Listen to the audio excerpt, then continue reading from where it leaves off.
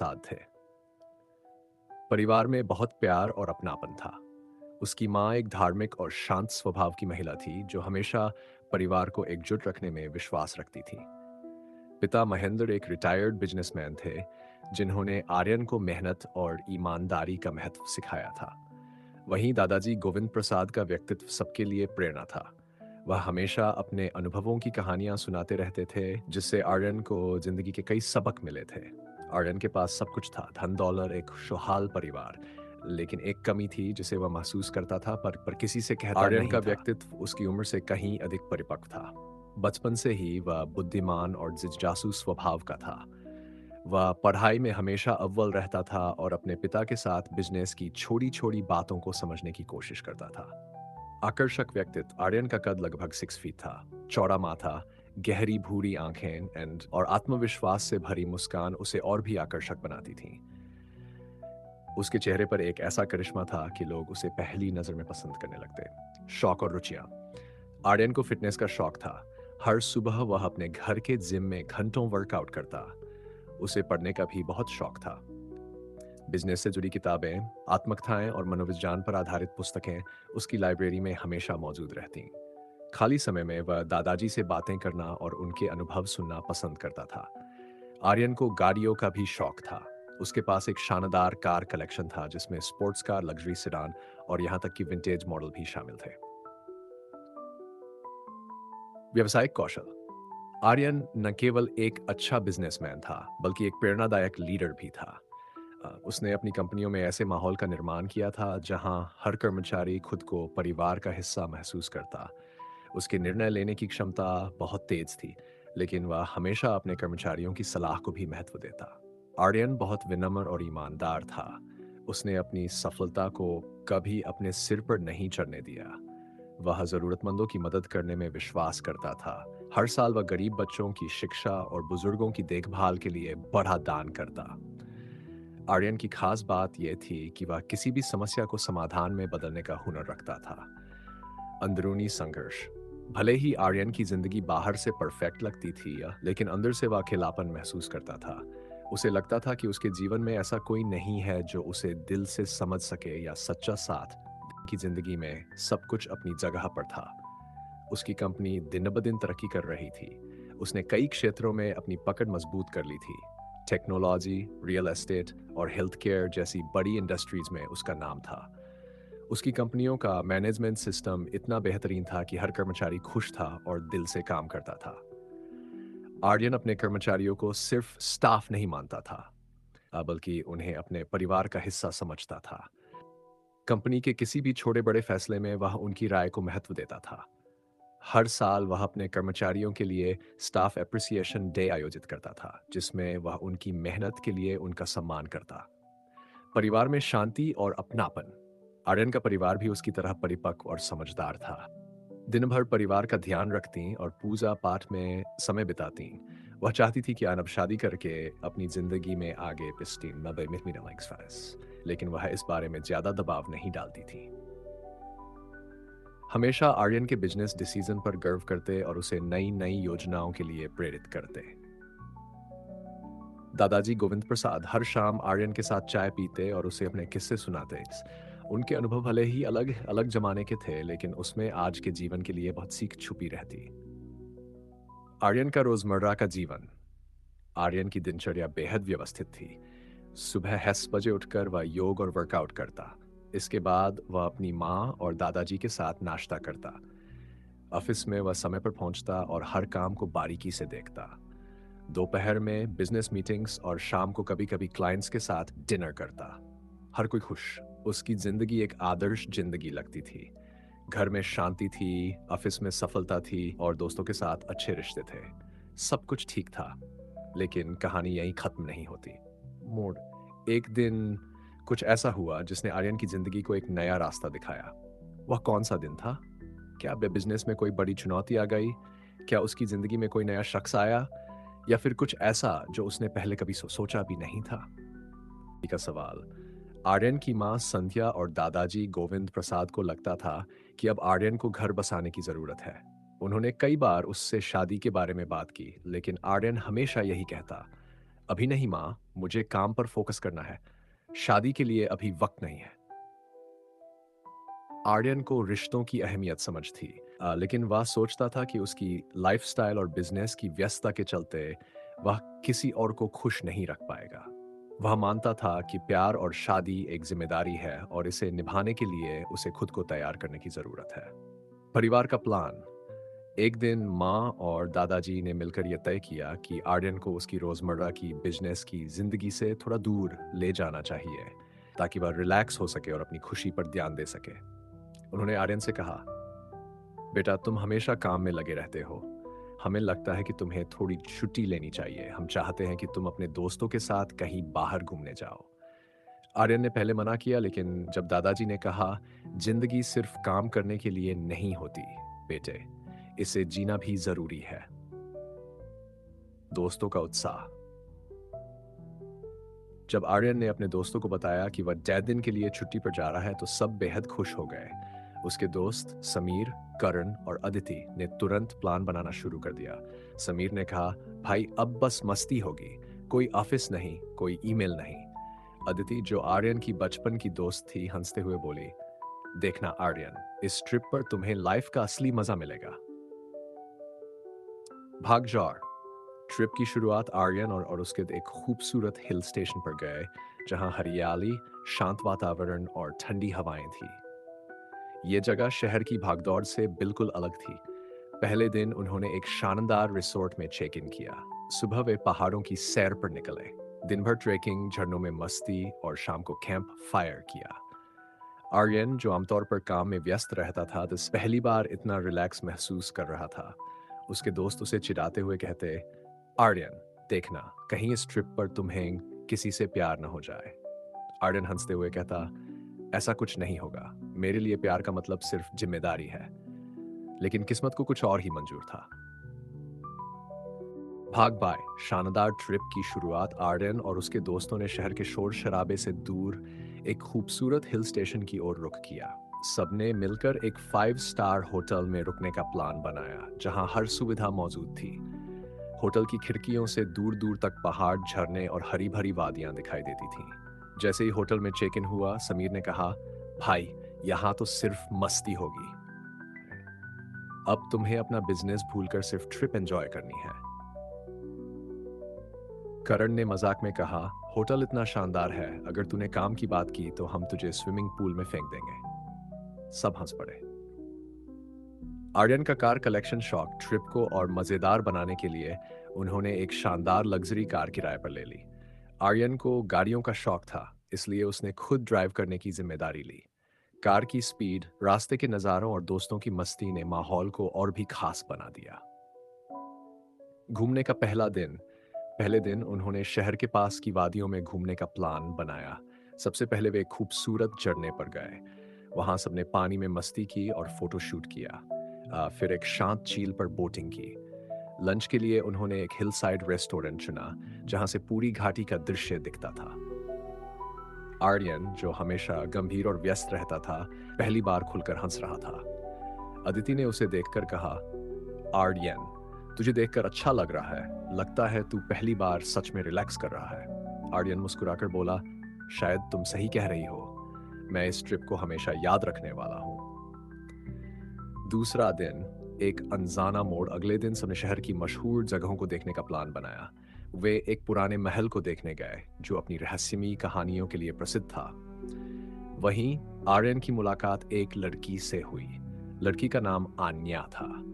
वह एक स्वतंत्र और आत्मविश्वासी युवती थी, जो अपनी फोटोग्राफी के शौक के चलते जगह जगह घूमती थी। आन्या ने महल के बारे में कुछ दिलचस्प बातें बताई, जो आर्यन और उसके दोस्तों को बेहद पसंद आईं।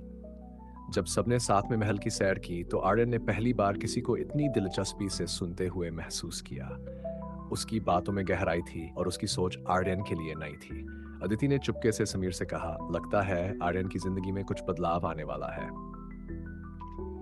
अब बताएं, क्या कुछ खास महसूस होने लगा? आर्यन और आन्या के बीच पहली मुलाकात में ही ऐसी बातचीत हुई जिसने आर्यन के दिल को छू लिया। उसने महसूस किया कि वह पहली बार किसी के साथ इतना खुलकर बातें कर रहा था। उसे समय का अंदाजा ही नहीं रहा कि दिन कब बीत गया। शाम को जब आर्यन अपने होटल लौटा तो वह अंदर से थोड़ा अलग महसूस कर रहा था। अदिति ने उसकी हालत देखकर मजाक किया। तो जनाब, आज के दिन में ऐसा क्या खास था जो तुम इतने खोए हुए लग रहे हो? आर्यन मुस्कुराते हुए बोला, कुछ नहीं, बस एक नई दोस्त मिली। लेकिन अदिति उसकी आंखों की चमक को देखकर समझ गई कि मामला दोस्ती से थोड़ा आगे का है। समीर ने मजाक में कहा, आर्यन, कहीं ये ट्रिप तुम्हारी शादी की शुरुआत न बन जाए। आर्यन हंसते हुए बोला, अभी इतनी जल्दी कोई नतीजा मत निकालो, कल उससे दोबारा मिलूंगा। अगला दिन, एक नई शुरुआत। अगली सुबह आर्यन ने आन्या से उसी जगह मिलने का वादा किया था। वह समय से पहले ही वहां पहुंच गया। जैसे ही आन्या आई उसने कहा, तुम समय के इतने पक्के हो, यह अच्छा है। आर्यन मुस्कुराते हुए, बोला, बिजनेस की आदत है, लेकिन यहां बिजनेस के लिए नहीं, सिर्फ तुम्हारे साथ वक्त बिताने आया हूं। आन्या और आर्यन ने पूरे दिन शहर की खूबसूरत जगहों को एक्सप्लोर किया।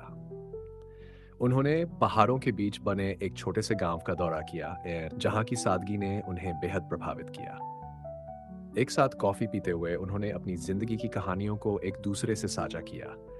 आन्या ने अपनी फोटोग्राफी का शौक और उसकी वजह से की गई यात्राओं के बारे में बताया। आर्यन ने अपनी बिजनेस की व्यस्तता और परिवार की उम्मीदों की बात की। आर्यन का बदला हुआ एहसास। दिन के अंत तक आर्यन को एहसास हुआ कि आन्या के साथ वह कितना हल्का और खुश महसूस कर रहा था। वह पहली बार खुद को किसी और के सामने पूरी तरह से खोल पाया था। आन्या ने मुस्कुराते हुए कहा, तुम्हारी जिंदगी कितनी परफेक्ट लगती है, लेकिन तुम्हारे शब्द बताते हैं कि तुम्हें असली खुशी की तलाश है। आर्यन थोड़ी देर चुप रहा और फिर बोला, शायद तुम सही कह रही हो। मेरी जिंदगी में सब कुछ है, लेकिन शायद वह सच्चा कनेक्शन नहीं है जो मुझे चाहिए। होटल में रात की बातचीत। जब आर्यन अपने दोस्तों के पास लौटा तो वे उसकी हालत देखकर समझ गए कि कुछ तो खास हुआ है। अदिति ने उसे छेड़ते हुए कहा, आर्यन, अब सच बता, आज क्या हुआ? आर्यन थोड़ा मुस्कुराया और बोला, शायद मैं पहली बार खुद को किसी के साथ पूरी तरह से सहज महसूस कर रहा हूँ। ऐसा लग रहा है कि मैं किसी ऐसे इंसान से मिला हूँ जो मुझे समझता है। समीर और करण एक साथ बोले, बस भाई, अब ट्रिप का असली मकसद पूरा हुआ। अब बताएं, क्या आर्यन और आन्या के बीच रिश्ता गहराएगा? क्या आन्या भी आर्यन के लिए कुछ खास महसूस करने लगेगी? या फिर इस ट्रिप पर कोई नई चुनौती आने वाली खत्म हो गई थी और आर्यन अपने दोस्तों के साथ घर लौट आया? घर में सब कुछ पहले जैसा था। माँ की ममता, दादाजी की कहानियां और ऑफिस का वही व्यस्त शेड्यूल। लेकिन आर्यन के लिए कुछ बदल गया था। हर बार जब वह अकेला होता, उसकी यादों में आन्या आ जाती। उसकी हंसी, उसकी बातें और उसकी सोचने का अंदाज आर्यन के दिलो दिमाग में बस चुका था। उसे समझ नहीं आ रहा था कि यह सब क्यों हो रहा है। आर्यन का अंतर्द्वंद्व। आर्यन अपने काम में पहले की तरह ध्यान नहीं दे पा रहा था। मीटिंग्स में भी उसका ध्यान भटक जाता और वह खुद से बार बार यही सवाल करता, मुझे ऐसा क्यों महसूस हो रहा है? क्या यह प्यार है या सिर्फ एक ट्रिप की यादें हैं जो मुझे परेशान कर रही हैं? माँ ने एक दिन उसे देखकर पूछा, बेटा, तुम इतने खोए खोए क्यों लग रहे हो? ट्रिप में सब ठीक तो था ना? आर्यन ने मुस्कुराने की कोशिश करते हुए कहा, हाँ माँ, सब ठीक था, बस थोड़ा थक गया हूँ। लेकिन माँ उसकी आंखों में छिपे एहसास को समझ गई। उन्होंने दादाजी से कहा, लगता है हमारे बेटे के दिल में कुछ चल रहा है, देखते हैं ये कब बताएगा। दोस्तों से बात। आर्यन ने अपनी उलझन दूर करने के लिए अदिति को फोन किया। अदिति, मुझे कुछ अजीब महसूस हो रहा है। मैं हर समय आन्या के बारे में सोचता रहता हूँ। ये क्या हो रहा है? तो आखिरकार तुम्हारे दिल में कोई जगह बना ही ली। ये प्यार है मेरे दोस्त। अब मान लो और इस बारे में कुछ करो। लेकिन क्या ये सही है? मैं उसे पसंद करता हूं, लेकिन पता नहीं वो क्या सोचती है। और अगर मैं उसे बताऊं तो कहीं हमारी दोस्ती खराब ना हो जाए।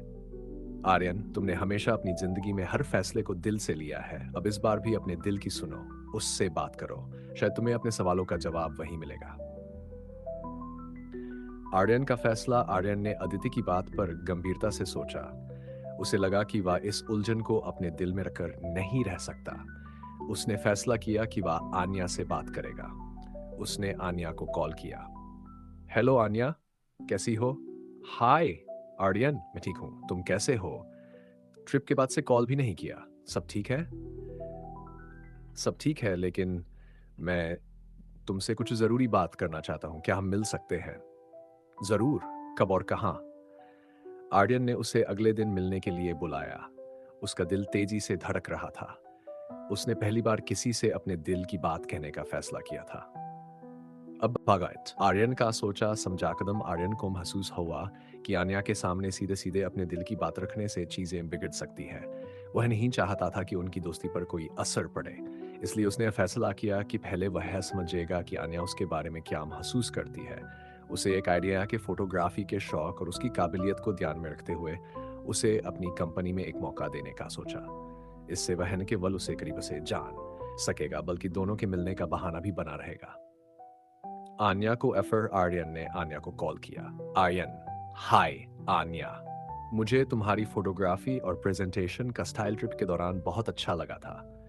मैंने सोचा कि तुम मेरी कंपनी के लिए एक क्रिएटिव डायरेक्टर के रूप में काम कर सकती हो। हमारे नए प्रोजेक्ट्स में हमें तुम्हारे जैसे टैलेंट की जरूरत है। आर्यन, ये तो बहुत बड़ा ऑफर है, लेकिन मैं कभी ऑफिस में काम करने के बारे में नहीं सोचती थी। मुझे फील्ड में काम करना ज्यादा पसंद है। मैं ये बात समझता हूँ, लेकिन हमारी कंपनी में फ्रीडम और फ्लेक्सिबिलिटी दोनों है। तुम अपने तरीके से काम कर सकती हो। एक बार ट्राई करके देखो। अगर तुम्हें पसंद नहीं आया तो तुम्हें रोकने का कोई सवाल ही नहीं।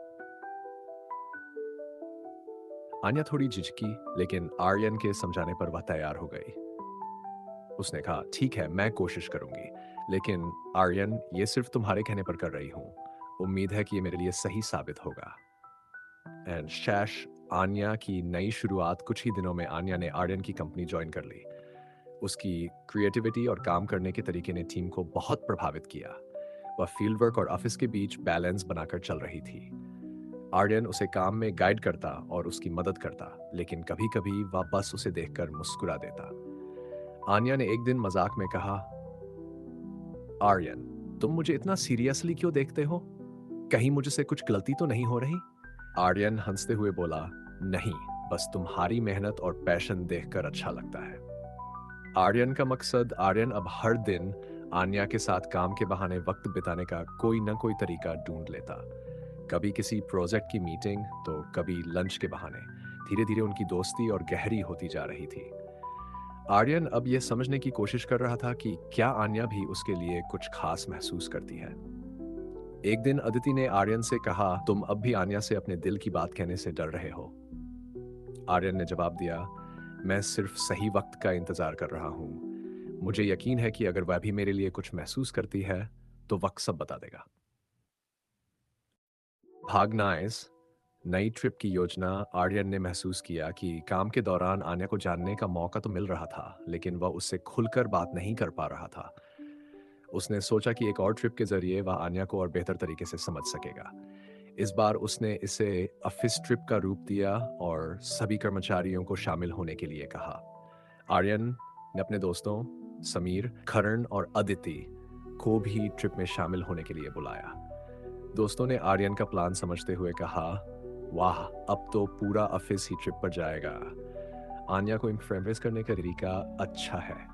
आर्यन मुस्कुराकर बोला, इम्प्रेस नहीं, बस उसे और अच्छे से जानना चाहता हूँ। ट्रिप की शुरुआत, ट्रिप का आयोजन एक खूबसूरत बीच डेस्टिनेशन पर हुआ। यह जगह ऑफिस के सभी कर्मचारियों के लिए नई और रोमांचक थी। आर्यन ने इस ट्रिप को एक वर्कशॉप और मस्ती का नाम दिया। सुबह ऑफिस के छोटे सेशन होते और दोपहर में सभी लोग मस्ती करते। ग्रुप में गेम्स, पानी में मस्ती और रात को बोनाफायर पार्टी ने सभी का मूड खुशनुमा बना दिया। आन्या ने पहली बार इतना बड़ा ऑफिस ग्रुप देखा था। उसने अदिति से कहा, तुम लोग कितने लकी हो कि तुम्हारे पास इतना अच्छा माहौल है। आर्यन सच में सबके लिए बहुत कुछ करता है। अदिति मुस्कुराकर बोली, हाँ, आर्यन ऐसा ही है। वह अपनी टीम और अपने करीबियों की बहुत परवाह करता है। श्रा, आर्यन और आन्या का कनेक्शन। इस ट्रिप पर आर्यन ने कोशिश की कि वह आन्या के साथ ज्यादा वक्त बिता सके। एक दिन सबने कयाकिंग का प्लान बनाया। आर्यन ने खुद को और आन्या को एक ही कयाक में बैठाया। कयाकिंग के दौरान दोनों ने खूब हंसी मजाक किया। शाम को जब सभी लोग समुद्र किनारे बैठे थे तो आर्यन और आन्या एक दूसरे से अपने सपनों और जिंदगी की उम्मीदों के बारे में बात कर रहे थे। आर्यन ने कहा, तुम्हारी जिंदगी में कितना एडवेंचर है। तुम्हें देखकर लगता है कि असली खुशी वही है जो हम अपने दिल से करते हैं। आन्या मुस्कुराते हुए बोली, और तुम्हें देखकर लगता है कि जिम्मेदारियां निभाने में भी खुशी है। दोस्तों का दखल। आर्यन के दोस्तों ने देखा कि वह और आन्या एक दूसरे के करीब आ रहे हैं। समीर ने मजाक में कहा, भाई, हम तो सिर्फ शोपीस बनकर आए हैं। असली ट्रिप तो तुम्हारी चल रही है। अदिति ने कहा, आर्यन, तुम्हें अब और देर नहीं करनी चाहिए। आन्या से बात करो। वह तुम्हारे साथ बहुत कंफर्टेबल लगती है। शायद वह भी तुम्हारे लिए कुछ महसूस करती है। ट्रिप का खास दिन।